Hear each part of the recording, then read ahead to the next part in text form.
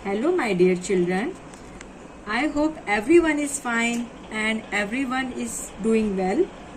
आज हम स्टार्ट करते हैं स्टैंडर्ड 8 का प्रैक्टिस सेट 15.2 जिसका फर्स्ट सम है length of the diagonals of rhombus are 15 centimetre and 24 centimetre. Find its area. जिसका सॉल्यूशन है length of the diagonals of rhombus are 15 centimetre and 24 centimetre.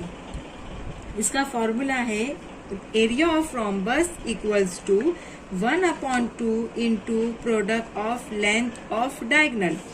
अब हमारे पास 1/2 वैसे ही लिखेंगे इंटू हमारे पास क्या दी हुई है लेंथ डायगोनल्स की 15 इंटू 24. अब 2 1 2 2 1 2 2 2 4. अब हम क्या करेंगे 15 इंटू 12. अब इसको मल्टीप्लाई करेंगे तो 15 2 30, 3 कैरी 15 1 15 और 3 प्लस होगा तो हो जाएगा 80 स्क्वायर सेंटीमीटर. तो हमारा फाइनल आंसर होगा therefore area of rhombus equals to 180 square centimetre. ये हमारा फाइनल आंसर है. अब हमारा सेकेंड क्वेश्चन है length of the diagonals of a rhombus are 16.5 centimetre and 14.2 centimetre. Find its area.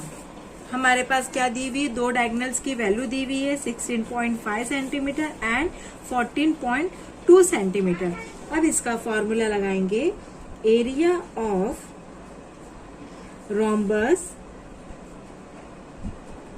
Equals to 1/2 into product of length of diagonal equals to 1/2 अपनी जगह पर रहेगा इनटू हमारे पास कौन सी वैल्यूज दी हुई है 16.5 इंटू 14.2. अब हम इसको 2 से डिवाइड करते हैं. 2 1 2 2 7 14. ये पॉइंट ऊपर चला जाएगा. 2 1 2. हमारे पास क्या बच रहा है 16.5 इंटू 7.1. इसका मल्टीप्लाई करेंगे 16.5 into 7.1. 1 5 5, 1 6 6, 1 1 1 into 7 5 35, 3 carry 7 6 42, 42 plus 3 45, 4 carry 7 1 7, 7 plus 4 11. अब ये हो जाएगा इसमें एडिशन 5 6 प्लस 5 11, 1 कैरी 1 1 2, 2 प्लस 5 7 और ये 1 और 1 वैसे ही. अब यहाँ पर हमें क्या देखना है कि 1 डिजिट के बाद यहाँ पर पॉइंट है, यहाँ 1 डिजिट के बाद पॉइंट है तो 1 1 2 1 1 2 डिजिट के बाद हमें पॉइंट लगाना है. तो हमारा आंसर आ रहा है 117.15 स्क्वायर सेंटीमीटर. तो हमारा फाइनल आंसर आ रहा है therefore area of rhombus equals to 117.15 square centimetre.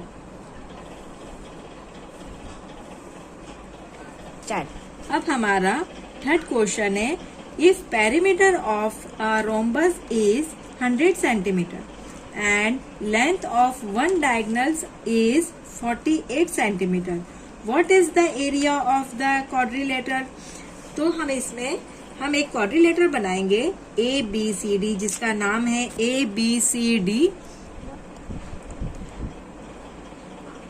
ABCD.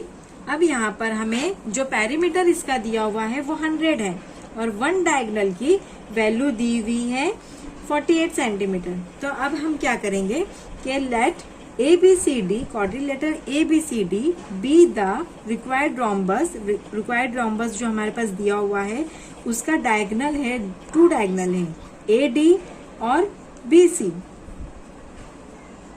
Diagonals है। इंटरसेक्टिंग पॉइंट M, अब यहाँ पर इंटरसेक्ट करता है M पर। तो अब यहाँ पर हम क्या करेंगे, पेरीमीटर ऑफ रोम्बस। अब पेरीमीटर ऑफ रोम्बस की वैल्यू हमको 100 दी हुई है, तो हम यहाँ पर 100 लिखेंगे। यहाँ पर 4 इक्वल इंटू साइड, 1 साइड का पहले हमें वैल्यू फाइंड करना है। अब यहाँ पर 4 मल्टीप्लाई कर रहा है, जब इस तरफ आया तो हो गया डिवाइडेड में। अब साइड वैसे ही लिखेंगे, 4 1 जा 4, 4 2 जा 8, 2 बचा, बाजू में दिए 20 हो गया, 2 5 जा 20, तो 25 इक्वल्स टू 1 साइड हमारी आती है, 1 साइड आती है 25 सेंटीमीटर। अब हम आगे क्या करेंगे कि हमारे पास क्या दिया हुआ है। अब ये हमें ये पता चला कि ये 25 है, ये 25 है, ये 25 है, ये 25 है। अब हमें एक डायगोनल की वैल्यूज दी हुई है कि AC की डायगोनल की वैल्यू दी हुई है 48। तो हम क्या करेंगे, ये इसमें AC हाफ किसका है, AM का। तो length of AM equals to half है लेंथ ऑफ AC का। अब यहाँ पर क्या करेंगे, 1/2 इंटू AC की वैल्यू क्या दी हुई है 48 लिखेंगे। 2 1 जा 2, 2 2 जा 4, 2 4 जा 8। तो हमारे पास क्या आ गया, length of AM equals to 24। अब हम यहाँ पर हमें AM मिल गया है 24, जो कि हमें BM फाइंड करना है। तो यहाँ पर हमें राइट एंगल ट्रायंगल मिलता है, यानी BD को इंटरसेक्ट हो रहा है कौन, AM, कौन से पॉइंट पर, M पॉइंट पे। तो यहाँ पर लिखेंगे length of BD perpendicular to length of AM। अब यहाँ पर length of AM perpendicular to length of BD। अब यहाँ पर जो ये परपेंडिकुलर कर रहा है, इसलिए measure angle AMB equals to 90 degree. Perpendicular हो रहा है, यानी कि हमें ये राइट एंगल ट्रायंगल मिल रहा है। तो therefore in this angle are right angle triangle, right angle triangle. इसलिए अब यहाँ पर बाय पाइथागोरस थ्योरम,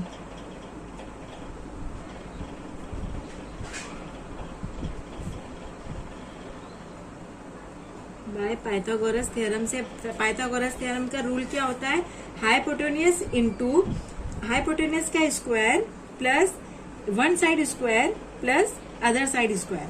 तो यहाँ पर हमारे पास क्या दिया हुआ है, AB हाइपोटेन्यूस है, तो इसका square equals to height square, यानी क्या, AM length of AM square plus length of BM square. इसके जरिए हमें BM की वैल्यू मालूम पड़ेगी।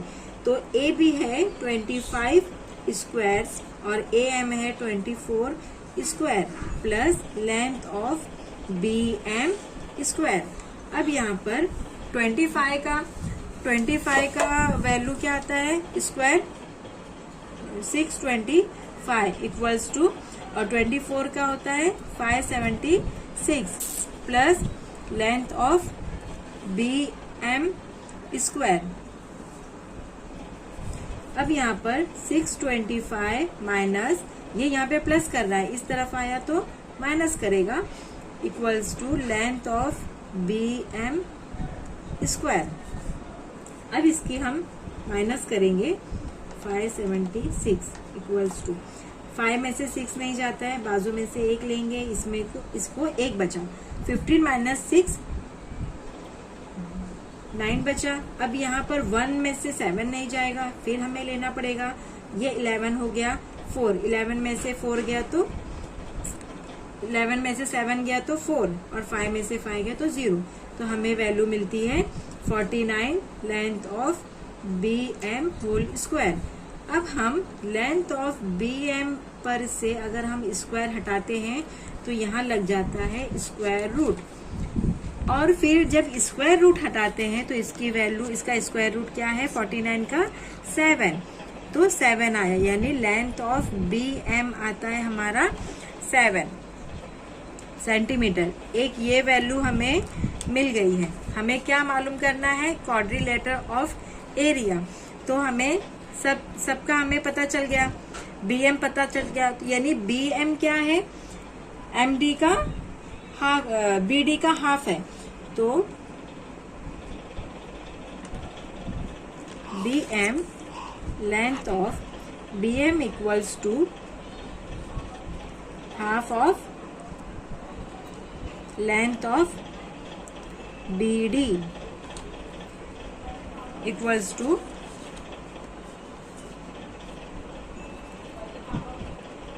BM हमारा है 7 और 1/2 लेंथ ऑफ BD।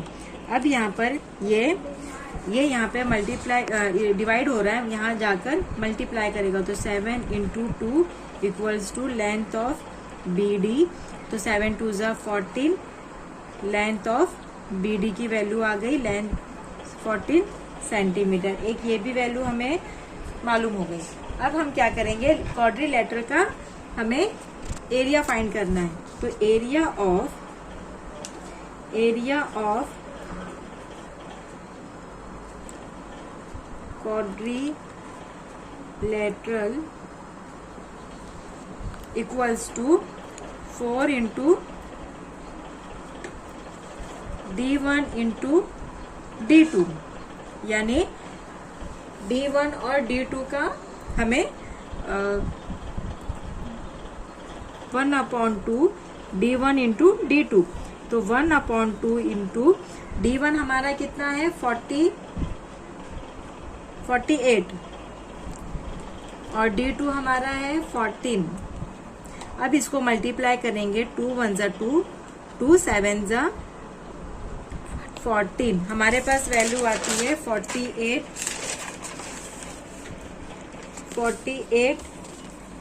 ×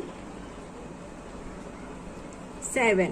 अब यहाँ पर हम 48 × 7 को मल्टीप्लाई करेंगे, 7 8 = 56 का 6, 5 कैरी, 7 4 = 28 + 5 33।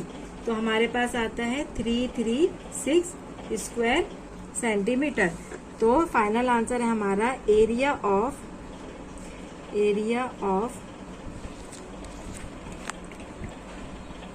Quadrilateral 336 square centimetre. ये हमारा फाइनल